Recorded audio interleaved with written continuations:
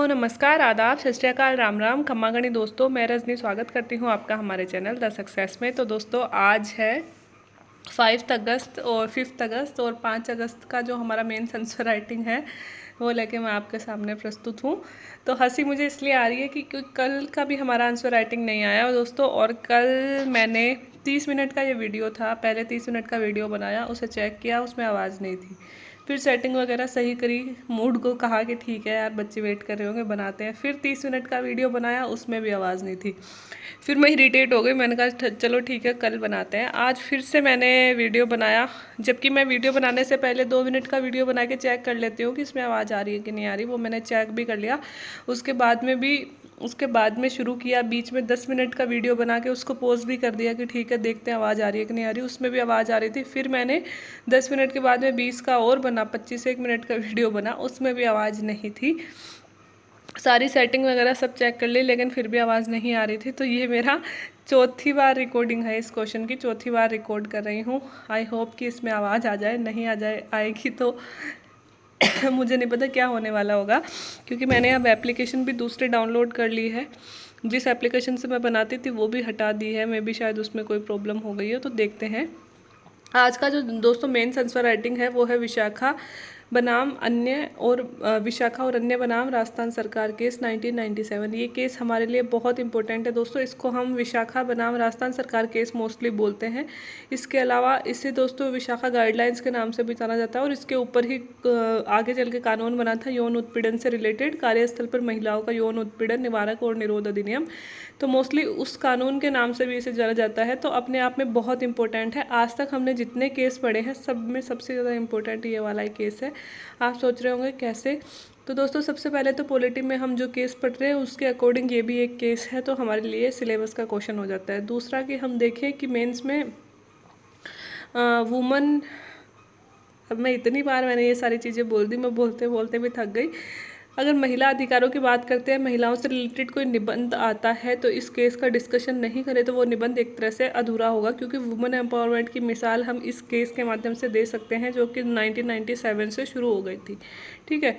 तीसरा, हम राजस्थान से बिलोंग करते हैं और इस केस का जन्म राजस्थान में ही हुआ है। हमारी भंवरी देवी के साथ में जो घटना हुई थी, आगे चलकर वही एक इतना बड़ा मतलब उस पर केंद्र सरकार ने कानून बनाया, सुप्रीम कोर्ट ने गाइडलाइंस जारी करी। तो हम राजस्थान से बिलोंग करते हैं, इसलिए भी हमारे लिए इम्पोर्टेंट हो जाता है।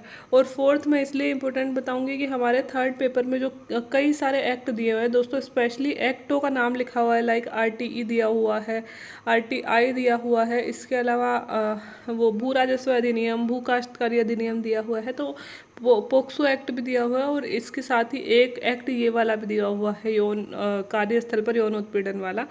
तो इसलिए भी हमारे लिए इम्पोर्टेंट हो जाता है, क्योंकि हमारे स्पेशली सिलेबस में ये लिखा हुआ है। तो इतने सारे फैक्टर्स जानने के बाद में आपको समझ में आ गया होगा कि केस हमारे लिए बहुत इंपॉर्टेंट है। ठीक है। अब देखते हैं दोस्तों कि पहले इंट्रोडक्शन देखते हैं इसका। 100 शब्दों में मैंने समेटने की कोशिश करी, मतलब हम मेरा तो यहाँ पे 200 शब्दों में होगा, क्योंकि बीच में मैंने स्टोरी बता दी है। उस स्टोरी से आप को रिलेट करोगे अपने आप को, इसलिए स्टोरी मैंने बता दी है। तो कि स्टोरी आपको वैसे मेंस में लिखने की ज़रूरत नहीं पड़ेगी, लेकिन को स्टोरी जानने के बाद में आप समझ पाओगे कि भाई क्या ज़रूरत आ गई थी ऐसी कि ये गाइडलाइंस देनी पड़ी। बहुत सारे लोगों को स्टोरी पता भी होगी जो पहले से RS की तैयारी कर रहे हैं, लेकिन कुछ बच्चे जो नए हैं उनको नहीं भी पता हो तो वो भी इसके बारे में जानकारी ले लेंगे। तो सबसे पहले हम, जैसा कि हर आंसर राइटिंग में इंट्रोडक्शन हम लिखेंगे, तो इंट्रोडक्शन हम इसका भी इस तरह से लिखेंगे कि विशाखा कार्यस्थल पर होने वाले यौन उत्पीड़न के खिलाफ साल 1997 में सुप्रीम कोर्ट ने दिशा निर्देश जारी किए थे, और सुप्रीम कोर्ट द्वारा जारी इन दिशा निर्देशों को विशाखा गाइडलाइंस कहा जाता है। तो दोस्तों हमने 3 लाइन में सब कुछ बता दिया कि कार्यस्थल पर महिलाओं के साथ में जो यौन उत्पीड़न होता है उसको ख़त्म करने के लिए, उसके खिलाफ महिलाओं को सुरक्षा प्रदान करने के लिए हमारे सुप्रीम कोर्ट ने 1997 में कुछ गाइडलाइंस जारी करी थी, कुछ निर्देश जारी किए थे, जिन्हें ही विशाखा गाइडलाइन के नाम से जाना जाता है। केस ऐसे भी आ सकता है विशाखा गाइडलाइंस, है ना, उस पर 100 शब्द लिखना है तो भी यही आंसर आएगा। ठीक है। तो अब हम देखते हैं कि ये तो हमने इंट्रोडक्शन लिख दिया। अब गाइडलाइंस में कहा क्या गया था, उससे पहले ये देखेंगे कि भंवरी देवी आखिर थी कौन, केस बना कहाँ से, बिकॉज ये भंवरी देवी जो है वो ही हमारे यहाँ की है और हमारे लिए इम्पोर्टेंट है सबसे ज़्यादा। तो सबसे पहले हम यही देखेंगे कि ये भंवरी देवी कौन थी और क्या केस हुआ था क्या नहीं हुआ था, वो सारी चीज़ें पहले हम देखेंगे, उसके बाद में हम आगे का डिस्कशन करेंगे। तो राजस्थान के जयपुर के भाटेरी गांव में एक सोशल वर्कर भंवरी देवी थी, जो राजस्थान सरकार के महिला और विकास कार्यक्रम के तहत काम करती थी। तो दोस्तों ये भंवरी देवी जो थी वो जयपुर के भाटेरी गांव की महिला थी। ठीक है, जयपुर हमारा जो जयपुर है राजधानी है, उसके भाटेरी गांव, जो भातेरी या भाटेरी जो भी बोले, उसकी महिला थी और ये एक सोशल वर्कर थी। बात है 1992 की। ये एक सोशल वर्कर थी जो राजस्थान सरकार द्वारा उस समय बाल विवाह रोकने के लिए एक कार्यक्रम चलाया जा रहा था, महिला विकास कार्यक्रम, उसका हिस्सा थी। मतलब उस अभियान के तहत एक कार्यकर्ता थी और इस अभियान के तहत इनके आसपास के इलाके में जो भी बाल विवाह होते थे उनकी सूचना पुलिस को देती थी और पुलिस आके बाल विवाह रुकवाती थी। तो क्योंकि आपको पता है कि हमारे देश में, हमारे राज्य में उस समय बाल विवाह कितने ज़्यादा होते थे, अभी भी ज़्यादा होते हैं राजस्थान में, बट उस टाइम तो बहुत ही ज़्यादा होते थे, तो उनको रुकवाने के लिए ये कार्य कर रही थी। ठीक है, तो एक सामाजिक कार्यकर्ता थी जो अपना काम कर रही थी, सीधी सी बात है। ठीक है, एक बाल विवाह को रोकने के प्रयास में उनकी जाति विशेष के लोगों से उसकी दुश्मनी हो गई और उसका बदला लेने स्वरूप उन लोगों ने उनसे गैंग रेप किया। तो कुछ लोग कथित तौर पर जो अपने आप को उच्च जाति निम्न जाति बोलते हैं, ऐसा हम ना तो बोलेंगे और ना ही हमको सोचना चाहिए। बस हम इतना कहेंगे कि ये किसी और जाति की थी भंवरी देवी, और जिस जाति के बच्ची का विवाह इन्होंने रुकवाया था, उस जाति के लोगों ने अपने जातीय अहंकार बोले या फिर कुत्सित मानसिकता बोले या फिर क्या बोले, विकृत मानसिकता के लोग होते हैं जिसका जातिवादी से कोई संबंध नहीं होता, उनकी मानसिकता खराब होती है। उन लोगों ने सोचा कि भाई तू इस जाति की होके इस तरह से कि भाई हमारी बच्ची का विवाह रुकवा दिया, तेरी इतनी हिम्मत, और ऐसे करके अपनी जो गंदी सोच है वो उन्होंने दिखाई और उस महिला के साथ में उन लोगों ने गैंग रेप किया। बात 1992 की है। अब गैंगरेप तो हो गया, ये महिला इतनी बहादुर थी भंवरी देवी कि उस जमाने में न्याय पाने के लिए यह पहुंची पुलिस में। पुलिस ने मामला दर्ज कर लिया। जब मामला सेशन कोर्ट में पहुंचा तो सेशन कोर्ट में दोस्तों उस गांव पंचायत का हर एक पर्सन, यहाँ तक कि पुलिस, डॉक्टर, सभी ने इनके खिलाफ में बयान दिया, झूठे बयान दिए और भंवरी देवी को ही मतलब झूठा साबित कर दिया। और ये जो आरोपी थे गैंग रेप के, वो सभी निर्दोष साबित हुए। ठीक है, मतलब डॉक्टर तक ने झूठी मेडिकल रिपोर्ट बना दी, पुलिस तक ने झूठी गवाही दे दी और ग्राम पंचायत तो जैसे आप समझ ही सकते हो कि जिन लोगों का बाहुल्य होता है उनके पक्ष में ज़्यादातर बोलते हैं। ठीक है, तो ये सब हो गया। अब मतलब भंवरी देवी बेचारी पीड़ित होकर भी उनको न्याय नहीं मिल पाया सेशन कोर्ट में। ठीक है, ये बात हो गई। लेकिन जब बात पहुंची दोस्तों मीडिया में, तो कुछ ऐसे संगठन सामने आए, कुछ ऐसे एनजीओ जिन्हें हम गैर सरकारी संगठन बोलते हैं, एनजीओ सामने आए, जिन्होंने 1997 में जब मीडिया में ये सब गई और सबको पता था कि इनके साथ गैंग रेप हुआ है, खुलेआम मतलब दोषी लोगों को खुलेआम छोड़ दिया गया था क्योंकि कोई उनके लिए बोलने के लिए तैयार नहीं था। तो कुछ ऐसे संगठन जो महिलाओं के हितों के लिए काम करते थे, तो 7-8 संगठन मिलकर सामने आए, जिसमें से एक संगठन था विशाखा।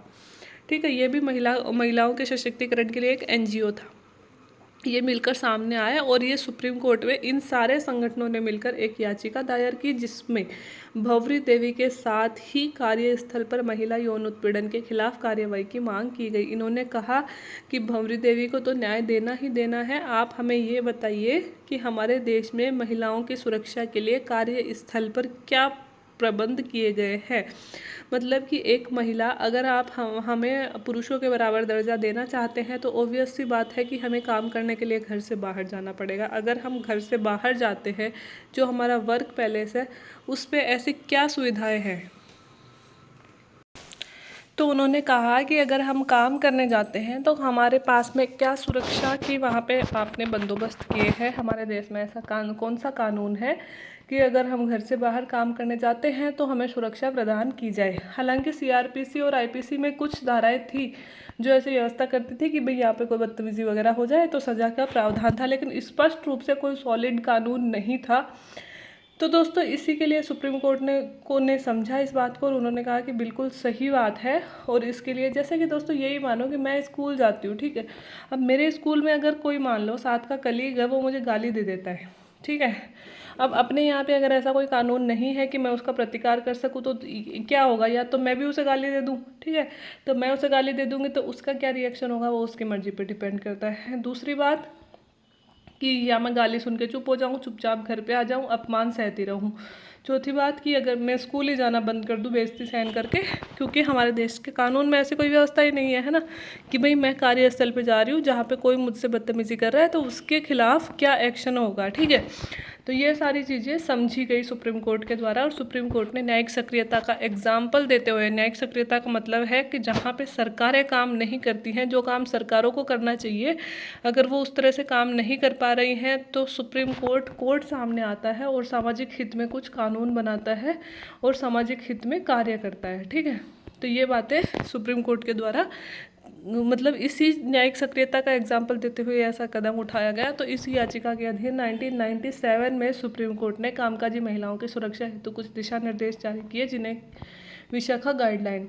तो सुप्रीम कोर्ट ने इस नाजुक स्थिति को समझते हुए 1997 में दोस्तों कामकाजी महिलाओं के लिए, जो कार्य करती हैं, कार्य करने के लिए किसी वर्क प्लेस पर जाती हैं, उनकी सुरक्षा के लिए कुछ दिशा निर्देश जारी किए गए, जिन्हें ही विशाखा गाइडलाइन कहा गया। और यही विशाखा गाइडलाइन आगे चलकर 2013 में इन्हें कानून का रूप दिया गया। तो दोस्तों ये गाइडलाइन जो होती हैं, जो सुप्रीम कोर्ट द्वारा जारी करी जाती है, बिल्कुल कानून का ही काम करती हैं। जिस तरह से कानून लागू होता है उसी तरह से ये गाइडलाइन लागू होती हैं। तो हमारी सरकार जी तो इतनी मतलब सुस्त बोल सकते हैं हम कि 1997 में बनाई गई गाइडलाइंस को उन्होंने 2013 में प्रभावी किया, और 2013 में आज केंद्रीय स्तर पर केंद्र सरकार के द्वारा sexual harassment of women at work place के लिए कानून बन चुका है ना। ये कानून इसी गाइडलाइंस के आधार पर बना है।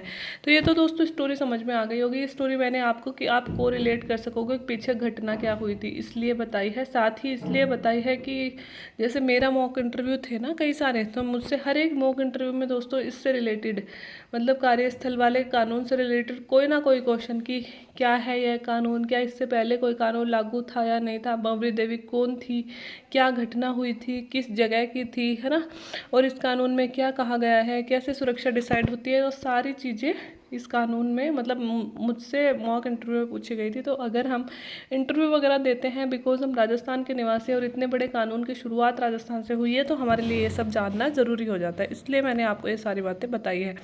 अब हम ये देख लेते हैं कि विशाखा गाइडलाइन में आखिर कहा क्या गया है, ठीक है। तो सबसे पहले तो दोस्तों इस गाइडलाइन में कार्यस्थल की परिभाषा दी गई है कि कार्यस्थल क्या होता है। एक वुमन अगर कहीं झाड़ू निकालने जब भी जाती है वो उसका कार्यस्थल होगा। एक वुमन अगर कहीं बर्तन साफ करने जाती है वो उसका कार्यस्थल होगा। किसी ऑफिस में काम करती है वो इसका कार्यस्थल होगा। कहीं ट्यूशन पढ़ाने भी जाती है वो इसका कार्यस्थल होगा। और वहाँ सभी जगहों पर ये जो विशाखा गाइडलाइंस है ये लागू होंगी, हर एक जगह पर, ठीक है।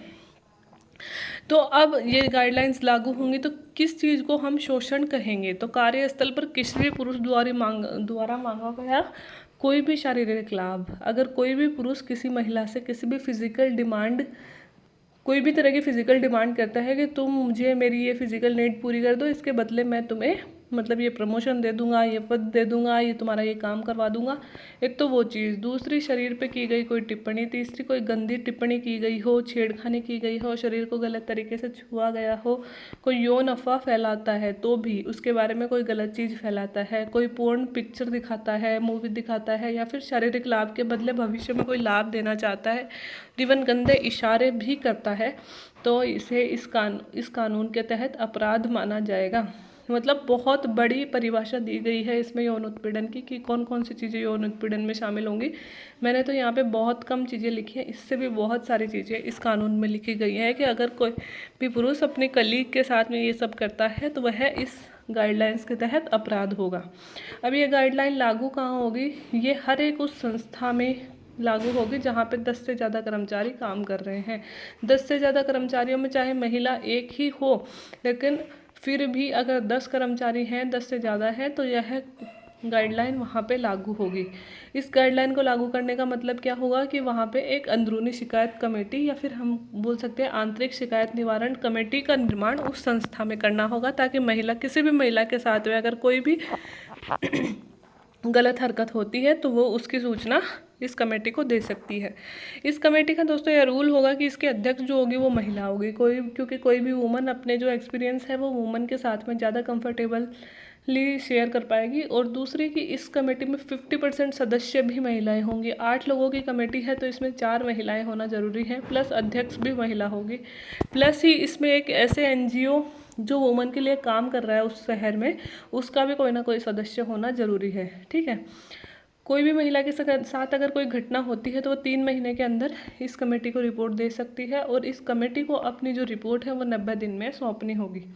ठीक है, जांच पूरी तरह से गोपनीय होगी, ये नहीं कि ऑफिस में सबको पता चल जाए कि इस वुमन ने इसके खिलाफ शिकायत करी है और पहले से वो व्यक्ति उस औरत पे दबाव बनाने लग जाए या फिर किसी भी तरह की धमकी वगैरह दे, तो किसी को भी नहीं पता होगा, सिर्फ कमेटी को पता होगा और उस वुमन को पता होगा। और ये जब जाँच है तो पूरी तरह से गोपनीय होगी कि क्या महिला के साथ में सच में कोई गलत काम हुआ है, नहीं हुआ। ठीक है, इसके अलावा दोस्तों हर एक रोजगार प्रदाता जहाँ भी ये 10 से ज़्यादा लोग काम कर रहे हैं उनकी ये मतलब उनको यह करना होगा कि यौन उत्पीड़न निवारण संबंधी नियम जो है वो कंपनी की आचार संहिता में शामिल करना होगा। मतलब एक बोर्ड लगाना होगा जहाँ पे कंपनी के कुछ नियम होते हैं, उन नियमों में ही यौन उत्पीड़न संबंधी नियम, मतलब ये कमेटी है इसमें आप ऐसे शिकायत कर सकते हो, कलीग्स अपनी साथी महिलाओं के साथ अच्छा बिहेव करेंगे, ये सब नियम आपको लिखने होंगे। और इस बोर्ड को ऐसी जगह लगाना होगा जहाँ पे सभी को साफ और स्पष्ट रूप से दिखाई दे सके। कोई भी जो दोषी पाया जाता है उसके खिलाफ में अनुशासनात्मक कार्रवाई की जाएगी। मतलब अगर कमेटी दोषी पाती है तो पुलिस को सूचना देगी और पुलिस यह कार्रवाई फिर उसके खिलाफ आगे के जो भी एक्शन लेना है वो लेगी। ठीक है, तो ये 7 चीज़ें मैंने आपको जो मोटी मोटी बताई हैं, ये 7 चीज़ें इंपॉर्टेंट हैं। बस ये 7 चीज़ें अगर लिख दोगे तो विशाखा गाइडलाइंस का जो बताने का मकसद है वो हमारा पूरा हो जाएगा। तो हम इस तरह से इसे ख़त्म करेंगे। वस्तुतः इस ऐतिहासिक फैसले में न्यायालय ने माना कि यौन उत्पीड़न की कोई भी घटना संविधान के अनुच्छेद 14, 15, 21 और 19 एक का भी हनन है। उन्होंने कहा कि यौन उत्पीड़न की जो घटना है उस महिला का मतलब उत्पीड़न ही नहीं है, उस महिला का जो मौलिक अधिकार है 14, समता का अधिकार, स्वतंत्रता का अधिकार, गरिमापूर्ण जीवन जीने का अधिकार, व्यक्तिगत स्वतंत्रता का अधिकार, सबका हनन होता है। अगर कार्यस्थल पर आप एक महिला को सेफ्टी नहीं दे रहे हो, उसके साथ गलत बिहेव कर रहे हो, गंदी टिप्पणी कर रहे हो, तो वह उसकी स्वतंत्रता का हनन है, उसको गरिमापूर्ण जीवन जीने का हनन है। मतलब हम उसके मौलिक अधिकारों का हनन कर रहे हैं, यह सुप्रीम कोर्ट ने साफ शब्दों में कहा। ठीक है, इसके साथ ही हम इसमें कह सकते हैं कि स्पष्टतः विशाखा गाइडलाइंस कार्यस्थल पर महिलाओं की सुरक्षा के माध्यम से महिला सशक्तिकरण की दिशा में एक मील का पत्थर है। तो यह जो काम है वो मतलब महिलाओं की सुरक्षा तो कर ही रहा है कार्यस्थल पर, इसके साथ ही महिलाओं की सशक्तिकरण की दिशा में भी हम बोल सकते हैं कि वुमेन एम्पावरमेंट की दिशा में भी एक नज़ीर के तौर पर पेश है। ठीक है, तो इस तरह से हम ये क्वेश्चन का आंसर देंगे। तो उम्मीद है दोस्तों कि आपको आज के बाद में विशाखा गाइडलाइंस के बारे में कोई भी कुछ पूछता है तो कभी कोई कन्फ्यूज़न नहीं होगी। एक बार सारे क्वेश्चन को रिपीट कर लेना, क्योंकि मैंने ये 4थी बार वीडियो बना रही हूँ, मेरे में हिम्मत नहीं बची मैं करवाऊँ। आप अपने स्तर पे कर लेना, कुछ समझ में नहीं आए तो भी आप नीचे कमेंट करके पूछ सकते हैं, नेक्स्ट वीडियो में उसका सॉल्यूशन भी कर देंगे। ठीक है, एक छोटा सा कमेंट मैंने यहाँ पे लिया है, ये मनीषा नागर जी पूछ रही हैं, hello ma'am please share all your marks mains exam 2018 copy. मतलब ये जानना चाह रही हैं कि मेरे मेंस एग्ज़ाम में कितने नंबर आए मनीषा जी। ठीक है, और आपको बता दूं कि ये इनका ही सवाल नहीं है, ये आप में से बहुत सारे लोगों का सवाल है। मेरा रिजल्ट आने के बाद में मेरे वीडियोस पे जितने कमेंट आए हैं उनमें 90% कमेंट यही होते हैं कि मेंस के नंबर शेयर कीजिए। ठीक है, उसमें से कुछ आप ही लोग हैं जो जवाब भी दे देते हैं, मैंने इस चीज़ का जवाब नहीं दिया। तो मैं आपको एक चीज़ बता दूँ कि जब मेरा रिज़ल्ट आया था फर्स्ट ग्रेड का तो मैंने आपके साथ में नंबर शेयर करे थे, रोल नंबर भी शेयर करे थे। जब मेरा रिजल्ट आया था मेंस का तो भी मैंने रोल नंबर और नंबर शेयर करे थे। जब मेरा इंटरव्यू का रिजल्ट आया तो मेरी रैंक बहुत ज़्यादा अच्छी नहीं आई, लेकिन फिर भी मैंने कम्युनिटी टैब पे रैंक शेयर कर दी थी, 1030वीं रैंक आई है। ठीक है, लेकिन कम्युनिटी टैब बहुत सारे लोग नहीं देखते हैं, तो आप लोगों ने फिर भी मैसेज आए जा रहे थे, तो मैंने एक छोटा सा 10 मिनट का वीडियो बना दिया कि ठीक है भाई बच्चों को एक बार सूचना तो दे देते हैं, तो मैंने बना दिया। उस वीडियो में मैंने ये बताया था कि भाई 1051 पोस्ट है जिसमें से मेरी 1030वीं रैंक आई है, तो हो सकता है मुझे कोई पोस्ट ना भी मिले, क्योंकि रिजर्वेशन से मेरी जो रैंक है वो और नीचे चली जाएगी, क्योंकि मेरे से मतलब ज़्यादा रैंक वाली महिलाएं भी जो रिजर्व्ड कैटेगरी में आती हैं वो मेरे से ऊपर आ जाएंगी और मेरी रैंक और नीचे चली जाएगी। तो हो सकता है नहीं भी मिले, और अगर मिलेगी तो अलाइड मिलेगी। अब अलाइड मिलेगी तो कैसे मिलेगी वो भी मैंने बताया था, क्योंकि मुझे भी बहुत ज़्यादा जानकारी नहीं है कि किस तरह से रैंक मिलती है। मुझे मेरी मतलब जो पहले से सेलेक्टेड हैं मेरे परिवार में लोग, उन्होंने ही बताया था कि भाई 1051 पोस्ट है, इसमें से महिलाओं के लिए 33% तो सुरक्षित है ही, मतलब अपन माने 370 पोस्ट मान लो या 350 ही मान लेते हैं, इतनी सुरक्षित है। अब इसमें से जनरल की हम 150 मान लेते हैं, ठीक है। अब जनरल महिला में मेरी रैंक 148, जो भी मेरे घर वालों ने ही निकाली है, लगभग 148 रैंक बन रही है। तो 148 में आप सोच रहे हो 150 में से 148 में मतलब मुझे मिल सकती है कोई ना कोई पोस्ट।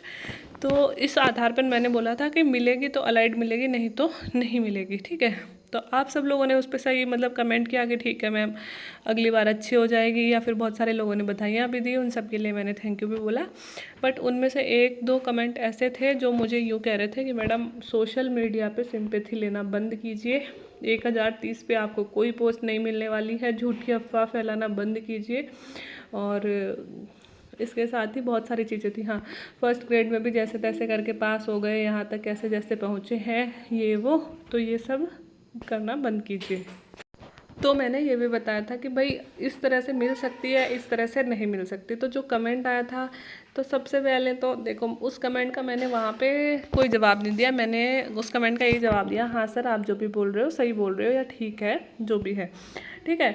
तो हाँ, तो ये कमेंट क्या बोलूँ अब मैं इसके लिए, मैं तो भूल भी जाती हूँ।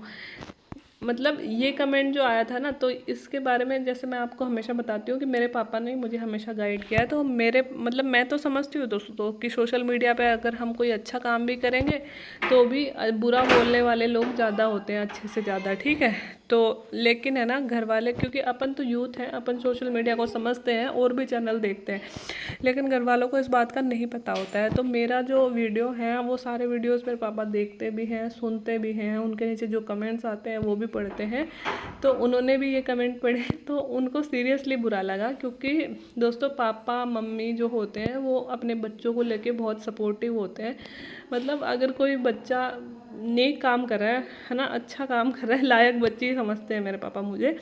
तो अगर हम अच्छा काम कर रहे हैं लेकिन फिर भी ऐसे कमेंट्स आ रहे हैं, तो मेरे पापा ने मुझे एक चीज़ बोली कि बेटा तू अपनी पर्सनल चीज़ें बहुत सारी शेयर करती है, तो मतलब मत शेयर किया कर, क्योंकि पर्सनल चीज़ें शेयर करने से ये मतलब लोग अच्छा बोलने से ज़्यादा बुरा बोलने वाले लोग ज़्यादा होते हैं।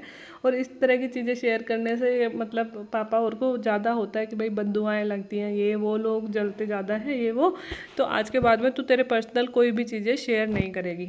अब वहाँ पे भी मैं उनको चाहती उस कमेंट में, अब देखो फ़ोन के पीछे छुप के बोलना, नाम छुपा के बोलना, कौन है उनका नाम मैंने मेरे चैनल पे पहली बार देखा था, ऐसे छुप के बोलना कोई बहुत बड़ी चीज़ नहीं होती। हर कोई जो भी होता है वो फ़ोन पे कुछ भी बोल सकता है, ठीक है। तो मैं उनको चाहे तो कह सकती थी कि भाई 5-7 लाख लोग जो बैठते हैं परीक्षा में, उसमें से 1030वीं रैंक लाना ऑल ओवर राजस्थान में भी अपने आप में एक बड़ी उपलब्धि है मेरे लिए तो, ठीक है, और मेरी फैमिली के लिए भी।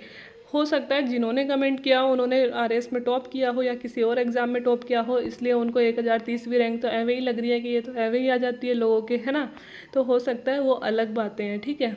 और उन्होंने ये भी लिखा था कि जो फर्स्ट ग्रेड था उसमें तो आप कैसे जैसे ईडब्ल्यूएस लेके पास हो गए, बिकॉज मैं इतना पता है मैं अपने नाम के आगे शर्मा लगाती हूँ, तो इन्होंने ये पता है कि ये शर्मा है, जनरल कैटेगरी में है, तो पक्का ईडब्ल्यूएस वगैरह लिया होगा।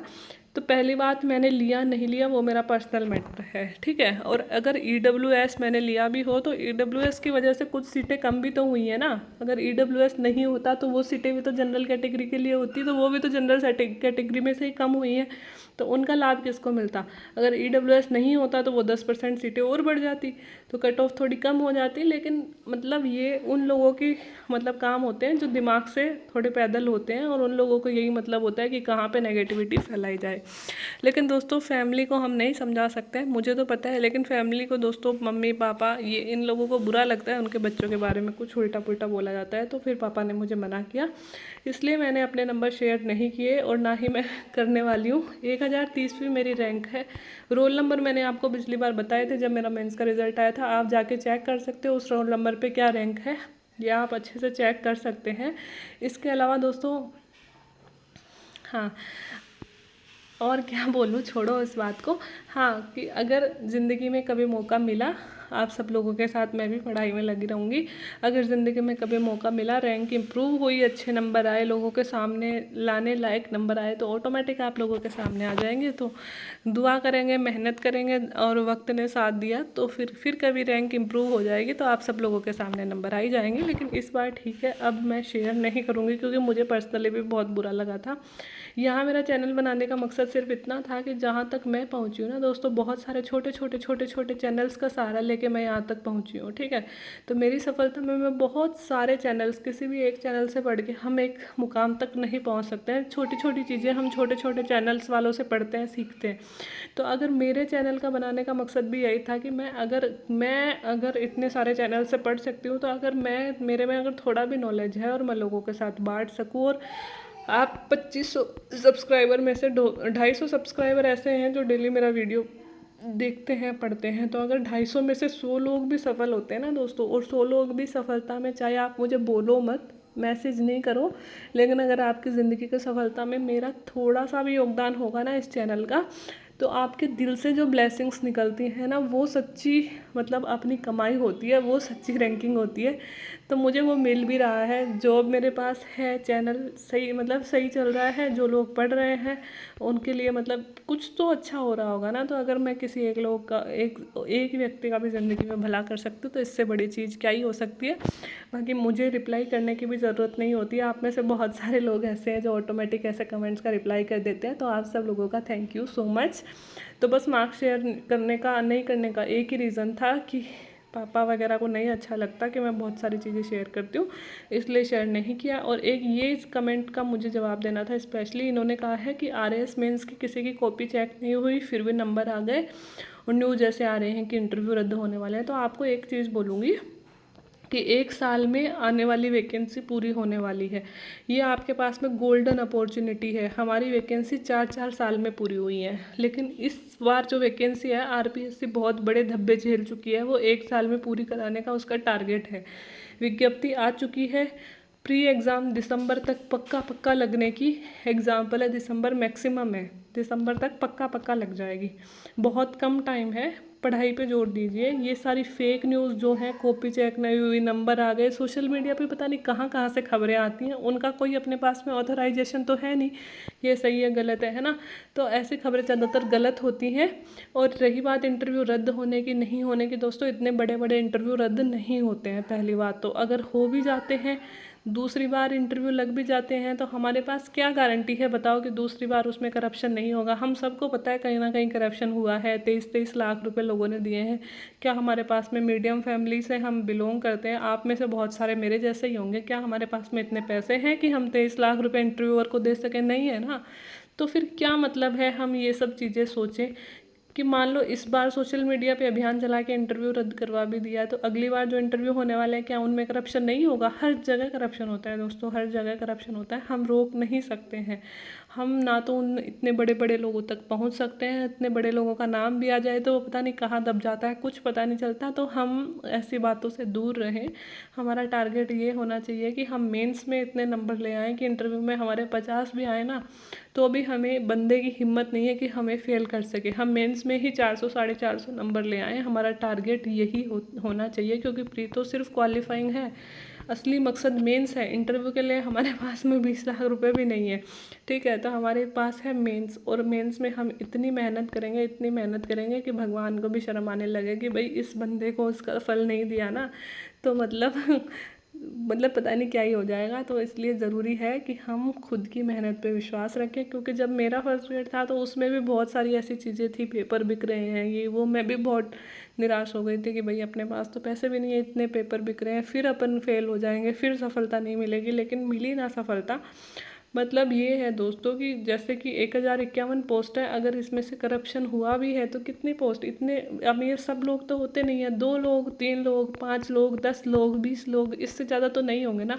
बाकी पद तो हमारे जैसे लोगों के लिए ही है ना, ईमानदारों के लिए। तो उनमें से करें ना कंपटीशन, क्योंकि इनको हम नहीं रोक सकते। चाहे तो भी नहीं रोक सकते हैं, है ना। तो ऐसी खबरों पे यकीन करने से कोई मतलब नहीं है, हमें मतलब है हमारी मेहनत करने से, जो हम करते रहेंगे, है ना। तो आपके साथ मैं भी लगी रहूँगी और दुआ करेंगे कि हम अच्छा कुछ करके जाएं और अच्छा परिणाम भी पाएँ, ठीक है। तो आज के लिए इतना ही। अगर वीडियो अच्छा लगा हो तो आप वीडियो को लाइक कर सकते हैं, चैनल को सब्सक्राइब कर सकते हैं, दोस्तों के साथ शेयर कर सकते हैं। बाकी वीडियो देखने के लिए थैंक यू सो मच।